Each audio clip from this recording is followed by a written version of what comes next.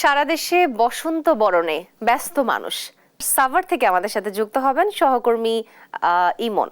আপনি যেমনটি জানেন যে বাংলা বর্ষপঞ্জি অনুযায়ী এই যে শেষ ঋতুর বছরের শেষ ঋতুর প্রথম দিন আজ পহেলা ফাল্গুন, এবং এই ফাল্গুনের সাথে কিন্তু আজকে ইংরেজি বর্ষেরও কিন্তু আপনি জানেন যে 14ই ফেব্রুয়ারি অর্থাৎ বিশ্ব ভালোবাসা দিবস।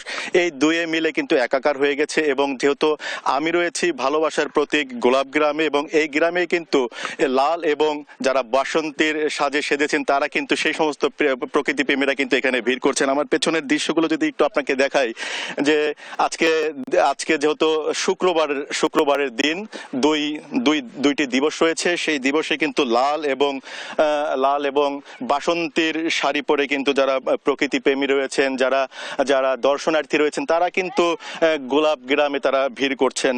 শীতের রুক্ষতাকে বিদায় করে আজ প্রকৃতিতে যে ফাগুনের হাওয়া, সেটি কিন্তু সকলে মিলে উপভোগ করছেন। পাশাপাশি আমরা দেখেছি যে এখানে যারা ফুলের দোকানি রয়েছেন, মালি রয়েছেন, ব্যবসায়ী রয়েছেন, তারা কিন্তু পরশা সাজিয়ে বসেছেন এই যে গোলাপ গ্রামে, এবং যারা দর্শনার্থী আসছেন তারা কিন্তু এখান থেকে ফুল কিনছেন এবং প্রিয় মানুষকে উপহার দিচ্ছেন, ছবি তুলছেন। গোলাপ ক্ষেতগুলোতে আমরা দেখেছি গোলাপের বাগানে কিন্তু তারা ঘুরছেন। সবকিছু মিলে বলা চলে যে একদিকে যে